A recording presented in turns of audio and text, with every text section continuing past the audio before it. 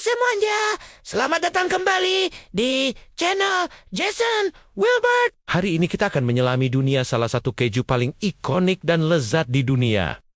Siapa yang tidak kenal keju yang satu ini? Ya, kita akan membahas tuntas tentang Parmigiano Reggiano, atau yang lebih kita kenal sebagai keju parmesan. Dari aromanya yang khas sampai rasanya yang gurih, keju ini benar-benar juara.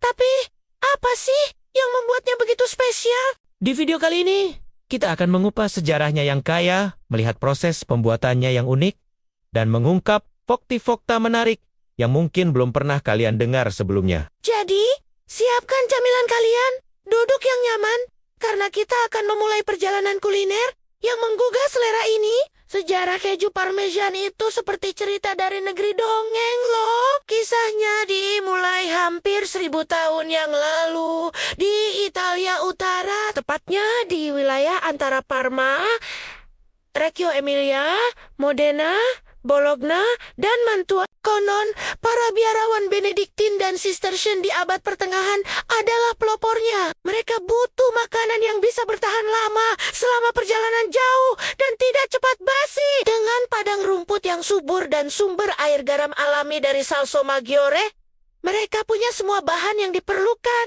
Mereka mulai memproduksi keju berukuran besar dengan metode pengeringan dan penuaan yang membuatnya sangat awet. Keju ini begitu berharga. Bahkan, penulis terkenal dari abad ke-14, Boccaccio, dalam karyanya di Decameron, menggambarkan sebuah gunung yang seluruhnya terbuat dari parutan keju parmesan.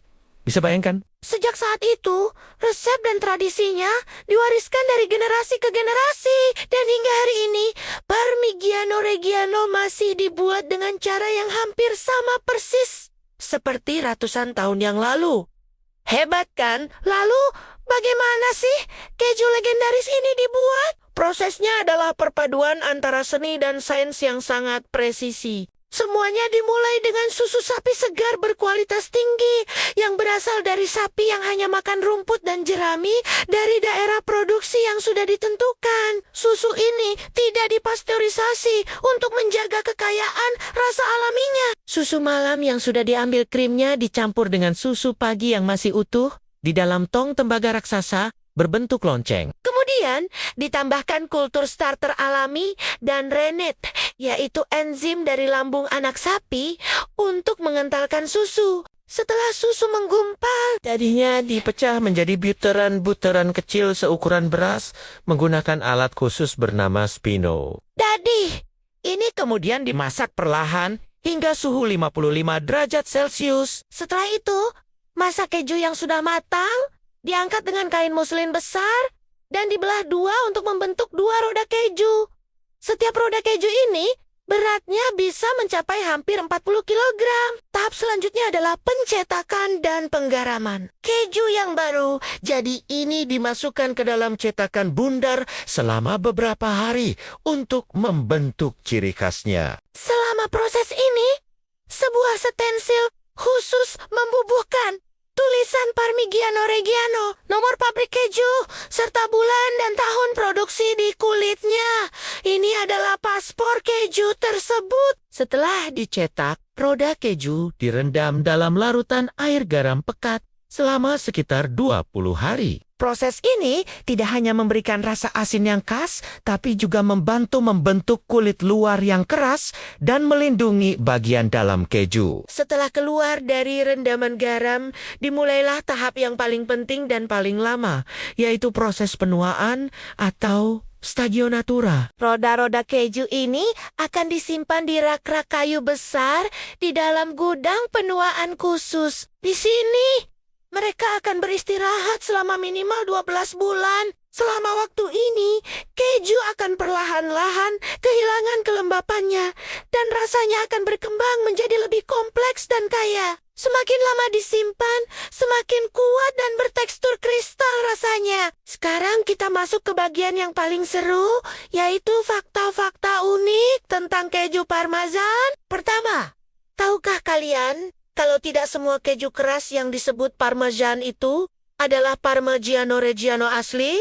hanya keju yang diproduksi di wilayah tertentu di Italia dengan metode tradisional yang ketat yang boleh menyandang nama ini. Keasliannya dilindungi oleh sertifikasi denominazione di Origine Protetta atau DAP dari Uni Eropa.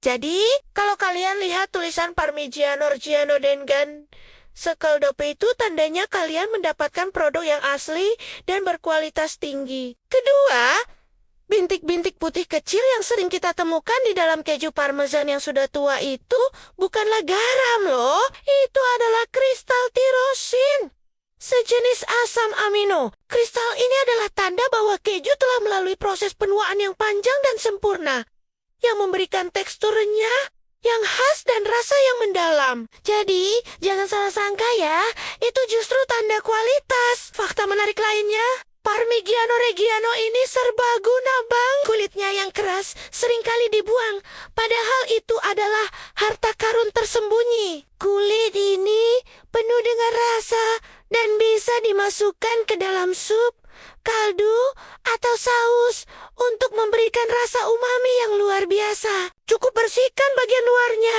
lalu masukkan ke dalam masakan kalian. Setelah selesai, kulitnya bisa diangkat. Cobain deh.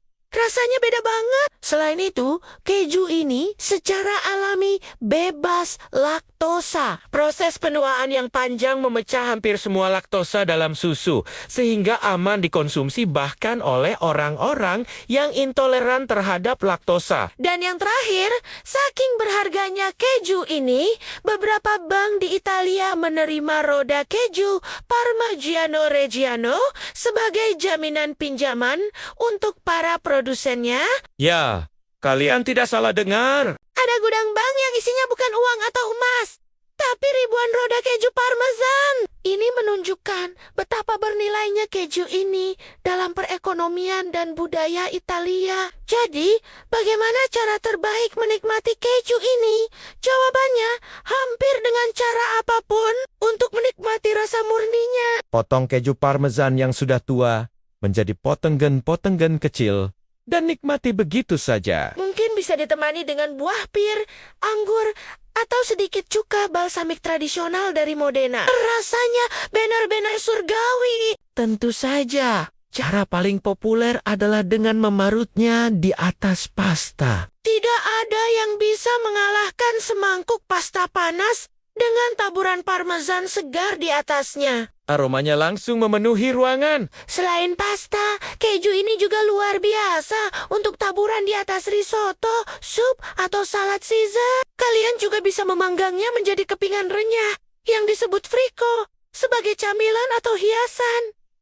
Kemungkinannya tidak terbatas. Keju parmesan benar-benar bisa mengangkat level masakan apapun dari yang biasa menjadi luar biasa hanya dengan sedikit taburan. Dari para biarawan di abad pertengahan hingga meja makan kita hari ini, Parmigiano Reggiano telah membuktikan dirinya sebagai raja para keju. Proses pembuatannya yang teliti, sejarahnya yang panjang, dan rasanya yang tak tertandingi membuatnya lebih dari sekadar makanan. Ini adalah bagian dari warisan budaya, sebuah karya seni kuliner yang dihargai di seluruh dunia. Setiap gigitannya menceritakan kisah tentang tradisi, kesabaran, dan dedikasi para pembuatnya. Jadi, lain kali kalian melihat roda keju raksasa ini, atau memarutnya di atas hidangan favorit kalian, ingatlah perjalanan luar biasa yang telah dilaluinya untuk sampai ke piring kalian. Hargai setiap butir kristal rasanya,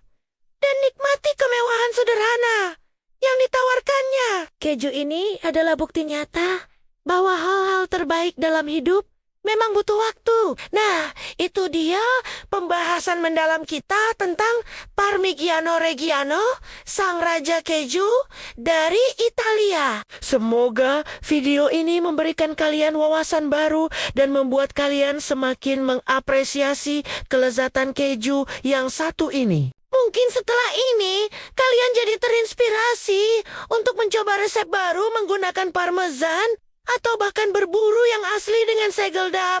Apa cara favorit kalian menikmati keju parmesan? Atau mungkin kalian punya fakta menarik lainnya? Jangan ragu untuk berbagi di kolom komentar di bawah ya. Saya senang sekali membaca cerita dan pendapat dari kalian semua. Terima kasih banyak sudah menonton video ini dari awal sampai akhir. Dukungan kalian sangat berarti bagi saya.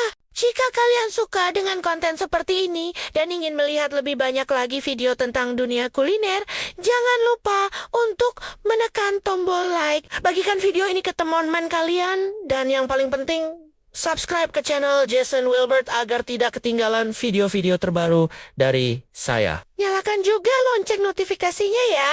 Sampai jumpa di video selanjutnya. Tetap sehat dan teruslah berpetualang rasa. Dadah! Dadah.